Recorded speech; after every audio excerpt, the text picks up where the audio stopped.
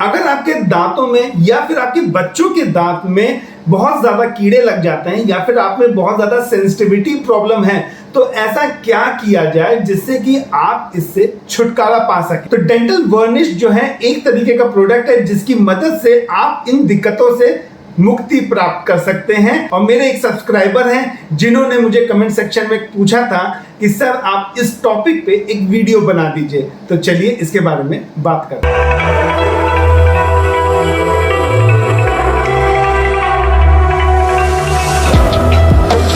Calm before the storm. Things aren't as they were before. You best start rising. चलिए सबसे पहले हम ये जान लेते हैं कि डेंटल वर्निश होता क्या है। एक थिन लेयर लिक्विड का कोट किया जाता है, अप्लाई किया जाता है टीथ के ऊपर, जो कि कन्वर्ट हो जाता है एक कंसिस्टेंट सॉलिड फिल्म में बाइफिजिकल या फिर केमिकल प्रोसेस से। डेंटिस्ट्री में डेंटल वर्निश लिक्विड या फिर सॉल्वेंट बेस्ड लिक्विड सिस्टम के फॉर्म में आता है। डेंटल वर्निश का क्या बेसिक रिक्वायरमेंट होता है इसके बारे में जान लेते हैं। जो पहला रिक्वायरमेंट होता है कि जो क्वालिटी है वो होमोजेनस होना चाहिए। दूसरी रिक्वायरमेंट क्या होती है, जब भी आप डेंटल वर्निश को अप्लाई करेंगे तो जो एक्टिव सब्सटेंस है वो रिलीज होना चाहिए। पेशेंट को कोई भी प्रॉब्लम नहीं होना चाहिए। जब आप अप्लाई करेंगे तो बहुत आसान होना चाहिए और सेफ होना चाहिए। और लास्ट रिक्वायरमेंट होती है बायोकम्पैटिबिलिटी। चलिए अब हम बात करते हैं कि डेंटल वर्निश का क्या टास्क होता है, मतलब कि क्यों यूज किया जाता है, ये तो पता होना चाहिए। डेंटल वर्निश का सबसे पहला जो मेन टास्क होता है वो है प्रोटेक्शन फ्रॉम केरीज। अगर आपके दांतों में बहुत ज्यादा कीड़े लगते हैं तो फिर डेंटल वर्निश जो है उसको काफी हद तक आपके दांतों को बचा लेता है, प्रोटेक्ट कर लेता है। डेंटल वर्निश का जो दूसरा मेन टास्क होता है कि जो आपका टूथ शेड है, मतलब कि जो आपका दांतों का कलर है ना, उसे इनहेंस करता है और बेटर करता है। और तीसरा मेन टास्क होता है अगर आपके दांतों में बहुत ज्यादा ठंडा गर्म लगता है, सेंसिटिविटी प्रॉब्लम है, तो उसे भी काफी हद तक कम कर देता है। चलिए अब हम बात कर लेते हैं कितने तरीके के होते हैं वर्निश। डेंटल वर्निश जो है वो 4 तरीके के आते हैं। सबसे पहला आता है आपका फ्लोराइड वर्निश, दूसरा आता है एंटी माइक्रोबियल वर्निश, तीसरा आता है आपका डिसेंसिटाइजिंग वर्निश और लास्ट में आता है टूथ व्हाइटनिंग वर्निश। अब एक एक करके सबके बारे में बात कर लेते हैं। तो सबसे पहला आता है फ्लोराइड वर्निश। जो फ्लोराइड वर्निश है इसमें हाई कंसंट्रेशन ऑफ फ्लोराइड रहता है जो कि आपके टूथ सरफेस पे अप्लाई किया जाता है, लेकिन ये परमानेंट नहीं होता है। इसमें एडहेरेंट नेचर होने के कारण ये काफी लंबे समय तक आपके टूथ सरफेस पे रहता है। और इसे कहां कहां अप्लाई कर सकते हैं, आपके एनामल पे, आपके डेंटिन पे, यहां तक कि आपके टूथ के सीमेंटम पे भी अप्लाई कर सकते हैं। चलिए अब हम बात कर लेते हैं कि फ्लोराइड वर्निश का क्या कंपोजिशन होता है। जो फ्लोराइड वर्निश है ये इसमें क्या होता है, हाई कंसंट्रेशन ऑफ फ्लोराइड होता है जो कि सॉल्ट और सिलीन के फॉर्म में प्रिपेयर किया जाता है।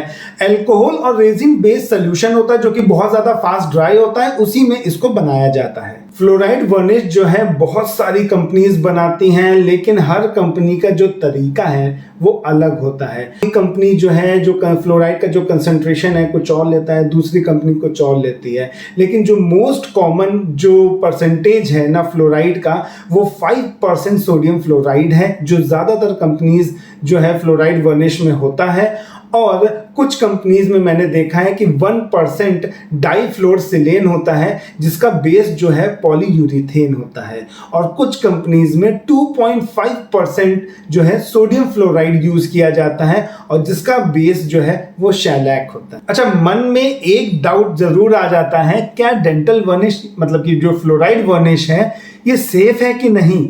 100% सेफ है क्योंकि दुनिया का हर डेंटिस्ट इसे यूज कर रहा है। बच्चों में जब कीड़े लग जाते हैं ना तो उसे प्रोटेक्ट करने के लिए फ्लोराइड ट्रीटमेंट दिया जाता है। जी हाँ, और बस इसमें एक खास बात यह है कि जब भी आप इसको अप्लाई करते हैं टूथ सरफेस के ऊपर तो जो टूथ है ना, जो दांत है वो हल्का सा पीला हो जाता है, लेकिन ये परमानेंट नहीं होता है। जैसे जैसे आप समय बीतेगा, आप ब्रश करोगे, वापस जो ओरिजिनल कलर होता है ना टूथ का वो वापस आ जाता है। अब हम बात करते हैं फ्लोराइड वर्निश का क्या इंडिकेशन होता है। अगर किसी में बहुत कम कीड़े लगे हैं दांतों में या फिर बहुत ज्यादा केरीज है, तो इसका जो इलाज है ना फ्लोराइड ट्रीटमेंट है। अगर पेशेंट में बहुत ज्यादा ठंडा गर्म लगता है, बहुत हाइपर सेंसिटिव टीथ है, तो इस केस में भी इसे अप्लाई किया जाता है। फ्लोराइड वर्निश को हम कैविटी लाइनर की तरह भी यूज कर सकते हैं। आपने अक्सर देखा होगा कि जैसे एज बढ़ती है या एज ना भी बढ़े, जो यंग बच्चे हैं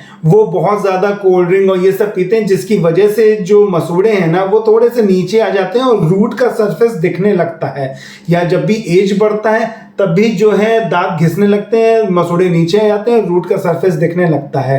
तो वहां पर क्या होता है ना, वापस सेंसिटिविटी या हल्का सा पेन होने लगता है। जो फ्लोराइड वर्निश है उस पे जो है अप्लाई किया जाता है। बहुत लोगों के जो दांत है ना बहुत ज़्यादा टेढ़े मेढ़े होते हैं, तो ऑर्थोडोंटिक ट्रीटमेंट कराते हैं, वायर लगवाते हैं, ब्रेसेस या ब्रैकेट्स लगवाते हैं, तो इसमें भी जो है फ्लोराइड ट्रीटमेंट दिया जाता है, फ्लोराइड वर्निश का एप्लीकेशन होता है। चलिए अब हम बात कर लेते हैं कि फ्लोराइड वर्निश का क्या एडवांटेजेस होते हैं। जो फ्लोराइड वर्निश है बहुत सारी कंपनीज बनाती हैं, उसके फ्लेवर्स भी बहुत सारे अलग अलग होते हैं, तो इसका ये एक एडवांटेज हो जाता है। जब भी हम पेशेंट पे जो फ्लोराइड है ना अप्लाई करते हैं तो पेशेंट को जो टेस्ट है ना वो ज्यादा खराब नहीं लगता है। इसका दूसरा एडवांटेज ये होता है कि बहुत जल्दी ड्राई हो जाता है। आपके माउथ में सलाइवा तो रहेगा लेकिन इससे कोई फर्क नहीं पड़ता है, सलाइवा के प्रेजेंस में भी जो है बहुत जल्दी ड्राई हो जाता है। कुछ पेशेंट्स होते हैं जो कि बहुत ज्यादा सेंसिटिव होते हैं, उनके माउथ में कुछ भी काम करो तो वॉमिट जैसा उनको फील होने लगता है, गैग रिफ्लेक्स आने लगते हैं। तो फ्लोराइड वर्निश में सबसे अच्छी बात यह होती है कि एक छोटा सा ब्रश होता है और आपके टूथ सरफेस पे स्ट्रोक मार के उसे बस अप्लाई कर देते हैं। इससे क्या होता है, पेशेंट को भी कोई प्रॉब्लम नहीं होती। आप सोचते होंगे कि जो फ्लोराइड वर्निश है बहुत ज़्यादा लिया जाता है एकदम पॉलिश करने के लिए, ऐसा बिल्कुल भी नहीं है। जो इसकी अमाउंट है ना बहुत थोड़ा सा लिया जाता है। हमारे माउथ में जो ना एक जो कैरियोजेनिक बैक्टीरिया होते हैं जिसे हम बोलते हैं स्ट्रेप्टोकोकस म्यूटान्स, उसे बहुत हद तक कम कर देता है। एडहेरेंट नेचर होने के कारण इसमें एक और ये एडवांटेज रहता है कि काफी लंबे समय तक आपके टूथ सरफेस पे रहता है। चलिए हमने तो ये बात कर ली एडवांटेज की, अब हम बात कर लेते हैं कि फ्लोराइड वर्निश के क्या डिसएडवांटेज होते हैं। अगर पहले डिसएडवांटेज की बात करें तो मैंने ये आपको पहले भी बताया है, जब भी हम वर्निश जो है आपके टूथ सरफेस पे अप्लाई करते हैं ना तो हल्का से आपके टूथ को पीला कर देता है, लेकिन जैसे जैसे समय बीतता है ना तो ये पीलापन अपने आप हटने लगता है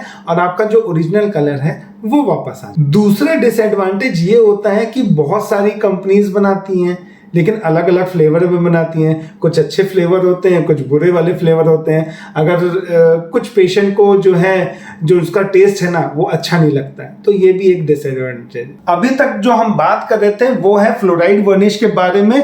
अब हम बात करने जा रहे हैं एक दूसरे वर्निश के बारे में जिसे हम बोलते हैं एंटी माइक्रोबियल वर्निश। जो एंटी माइक्रोबियल वर्निश होता है जो हमारे माउथ में जो बैक्टीरियल लेवल होता है उसको काफी हद तक कम कर देता है, और दूसरे भी जो प्रॉब्लम्स हैं मसूड़ों के, जैसे जिंजाइवा में इन्फ्लेमेशन हो जाता है बैक्टीरिया के कारण, उसको भी काफी हद तक कंट्रोल कर लेता है। जो मोस्ट कॉमन एंटी माइक्रोबियल वर्निश होता है वो है क्लोरहेक्सिडिन थाइमोल। इसमें एंटी माइक्रोबियल एक्टिविटी है जिसकी वजह से ग्राम पॉजिटिव और ग्राम नेगेटिव जो माइक्रो ऑर्गेनिज्म है उसके अगेंस्ट काम करता है। अब हम बात करते हैं एक दूसरे वर्निश के बारे में जिसे हम बोलते हैं डिसेंसिटाइजिंग वर्निश। आप इसे नाम से भी पहचान सकते हैं कि जिनके दांतों में बहुत ज्यादा ठंडा गर्म लगता है, सेंसिटिविटी प्रॉब्लम है, उसमें जो है ये वर्निश यूज किया जाता है। और इसे कहां कहां यूज नहीं कर सकते हैं, कॉन्ट्रा इंडिकेटेड कहां पर है, अल्सरेटिव जिंजिवाइटिस में और दूसरा स्टोमेटाइटिस में। अब एक आखिरी वर्निश के बारे में बात कर लेते हैं जिसे हम बोलते हैं टूथ व्हाइटनिंग वर्निश। इसके नाम से भी आप पहचान सकते हैं कि आपके दांतों को सफेद कर देता है। इस वर्निश में पेरोक्साइड रहता है जो कि डिफ्यूज हो जाता है आपके टूथ में जब भी आप उसको अप्लाई करते हैं। जो पेरोक्साइड होता है ये काफी ज्यादा अनस्टेबल होता है हमारी ओरल कैविटी में। जैसे ही डिकम्पोजिशन होता है ऑक्सीजन ये प्रोड्यूस करता है और जो स्टेन्स आपके टूथ में प्रेजेंट होते हैं वो जो है हटा देता है। अब हम बात करते हैं कि जो वर्निश है कैसे अप्लाई किया जाता है आपके टीथ पर। ट्रीटमेंट स्टार्ट करने से पहले कुछ चीजें होना बहुत ज्यादा जरूरी है आपके पास। सबसे पहला कॉटन गॉज होना चाहिए, दूसरा, आपके पास वर्निश होना चाहिए। तीसरा, एप्लीकेटर होना चाहिए। चौथा, ग्लव्स होना चाहिए। और पांचवा, पेशेंट होना चाहिए। खराब जोक था। 3 सिंपल स्टेप होते हैं एप्लीकेशन के। सबसे पहला होता है आपको जो टीथ है वो ड्राई कर लेना है कॉटन गॉज की मदद से, या फिर आप एयर की मदद से ड्राई कर सकते हैं। दूसरा स्टेप होता है आपके पास एप्लीकेटर टिप होता है, जिसकी मदद से आपको एक थिन लेयर लिक्विड का अप्लाई करना है टीथ के ऊपर। आपको सर्वाइकल मार्जिन से स्टार्ट करना है और आपको टिप तक ले जाना है एक सिंगल स्ट्रोक में। तीसरा स्टेप आता है आपको 2 मिनट रुकना है। जैसे ही सलाइवा के कांटेक्ट में आएगा वर्निश, वो ड्राई हो जाएगा, बस आपका काम खत्म। अब आप लोग मुझसे ये पूछेंगे कि सर इसको कितनी बार टीथ पे अप्लाई कर सकते हैं? कम से कम साल में आप 3 बार इसे अप्लाई कर सकते हैं। अगर बहुत ज्यादा आपके केरीज हैं तो 4 बार अप्लाई कर लीजिए, हर 3-3 महीने पे। अब हम बात कर लेते हैं पोस्ट ऑपरेटिव इंस्ट्रक्शन के बारे में कि वर्निश अप्लाई करने के बाद क्या क्या बातों का ध्यान रखना चाहिए। सबसे पहले इस बात का ध्यान रखना चाहिए, जब भी आपका वर्निश आपके टीथ पे अप्लाई किया जाता है उसके बाद 1 घंटे तक ना आपको कुछ खाना है ना पानी पीना है। दूसरा, आपको सॉफ्ट डाइट लेना है उस दिन। तीसरा, स्टिकी फूड बिल्कुल भी नहीं खाना है। चौथा, ऐसा मत करिएगा कि तुरंत गए और ब्रश करने लगे, जी नहीं, नेक्स्ट मॉर्निंग ब्रश करिएगा, फ्लॉस करिएगा। होप सो आपको मेरा ये वीडियो पसंद आया होगा। अगर यहाँ तक वीडियो देख लिया है तो लाइक करना मत भूलिएगा, शेयर कर दीजिए। कुछ पूछना हो तो नीचे कमेंट सेक्शन में कमेंट कर दीजिएगा। सब्सक्राइब बिना किए मत जाइएगा, प्लीज सब्सक्राइब कर दीजिए। हैव अ मस्ती, have a blast, always keep smiling with your friends and family. और आपसे मिलूंगा एक अनदर वीडियो में, तब तक की बाय बाय, जय हिंद।